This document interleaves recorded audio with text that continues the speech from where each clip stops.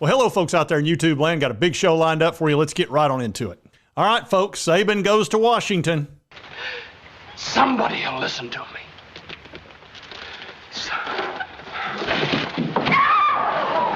Yep, he sure did, and now we know why he quit for sure. There was a lot of speculation that we kind of knew why he quit. Some people thought he retired because he had plenty of money, etc., but it appears he left for a pretty clear reason. And this is on Twitter. All the things that I believed in for all these years, 50 years of coaching, no longer exist in college athletics. So it's always was about developing players. It was always about helping people be more successful in life. My wife even said to me, we'd have all the recruits over on Sunday with their parents for breakfast, and she would always meet with the mothers and talk about how she was going to help and impact their sons and how they would be well taken care of. And she came to me, like right before I retired and said, why are we doing this? And I said, what do you mean? She said, all they care about is how much you're going to pay them. They don't care about how you're going to develop them, which is all what we've always done. So why are we doing this? All right. So, yeah, we know now it was NIL. It was money. That's why he quit. Not money for him, obviously. And I'm not sitting here ripping on the guy. Look, he was the greatest coach in the history of college football. There's no doubt about that.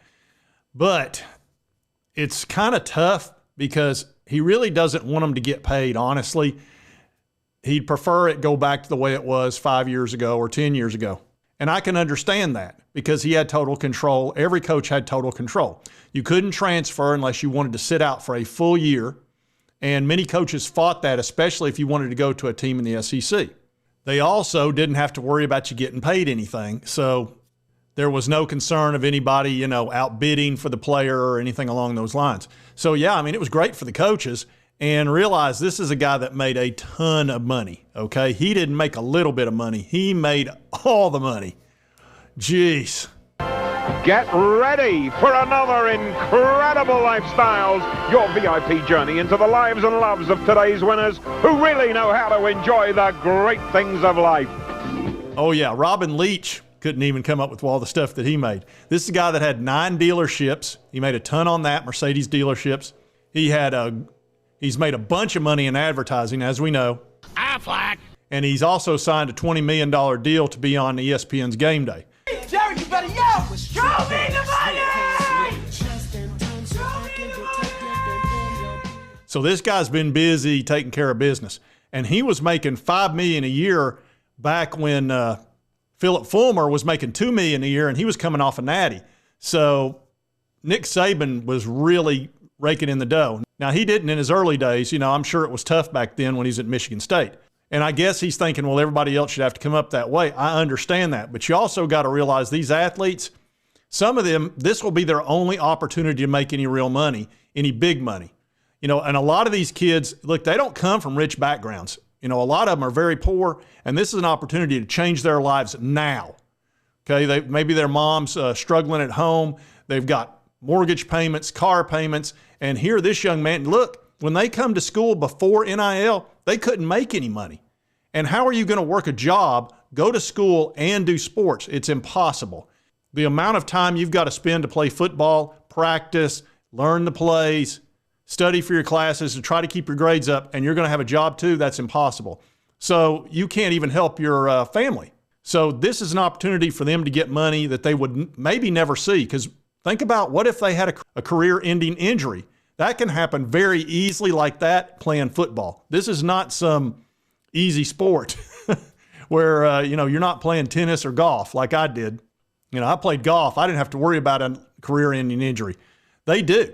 And if they got an opportunity to make $250,000, $100,000, $200,000, maybe even $1 million for the very, very elite, and then all of a sudden they get a career-ending injury, is Alabama going to pay them for the next 3 or 4 years when they've got a career-ending injury? No, they're going to forget about them. That's just kind of how it is. And then they're creaked. That one opportunity they had's gone. It's goodbye. So I don't really blame them for trying to get paid. I really can't blame them. I just can't. Now, I understand his point of, hey, we want to develop them as people so they can make money after college, because most of them are not going to make it in the NFL, even though they believe they will. So that makes perfect sense. but they're going to have to figure out a way to do both. And it's not going to be easy. And at 70 years old, even though he's got plenty of fuel in the tank, that's pretty obvious, he's still helping the coaches at Alabama. He's probably going to be their defensive coordinator, quasi. But when you've been doing it one way for 30 plus years, to have to come in and make all these changes and have to adjust, he just doesn't want to do it. And I understand why. I understand why he quit. Through. It's over. I'm gone. Finished. Over. I will never work for you again. And he's getting roasted by quite a few people. Other people are trying to see it both. I see it both ways. I really can. I can see people getting upset with him saying this, and I can see people who totally support him. But here are the people that are roasting him online. This is on Outkick by David Hookstead. And this guy says, bro is angry that he doesn't have 100% control over the athletes' lives. Another guy says, just mad because Bama wasn't able to run college football anymore. This guy says, good thing he's retiring. One guy says, Alabama can't bribe them like they used to. This guy says, this should be the last person to be complaining about NIL. Man has had an unfair advantage for decades. Old man sees change, doesn't like it, quits his job, enjoy retirement. 50 years of giving kids Hellcats to come play for me. Now that the playing field is even, I don't like it. Nick Saban was really a saint for working all those years for free, you know, so he could focus on what really matters, developing players. I can't exploit kids anymore. Yet he has no problem with the $150 million he made off of those players in his career. So he had to know he was going to take a bunch of grief, and that's just part of it. Like I said, there's an argument on both sides.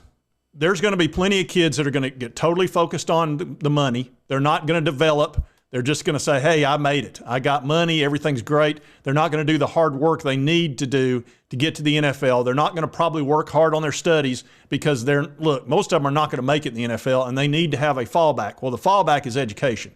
The fallback is skills. And really, it's unfortunate that in college, there aren't more skills being taught that are more tangible. Like honestly, if you want to make big money nowadays, learn how to plumb. Learn to be an electrician. Be a handyman. People that do handyman work are making a killing. Nobody can do anything anymore because so many people went to college.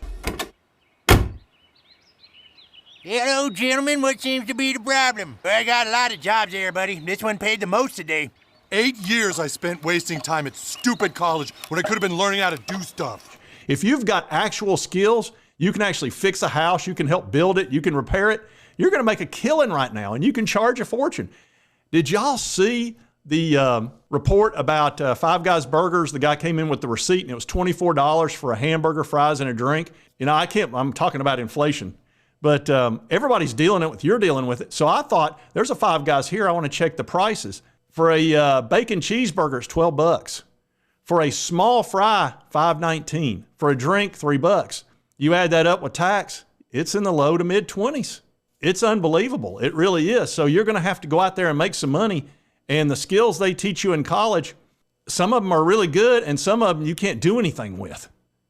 I'm almost wondering if they shouldn't put something at these universities that somebody could, take and immediately start making money afterwards rather than, I got this degree in college and I can't really do anything with it.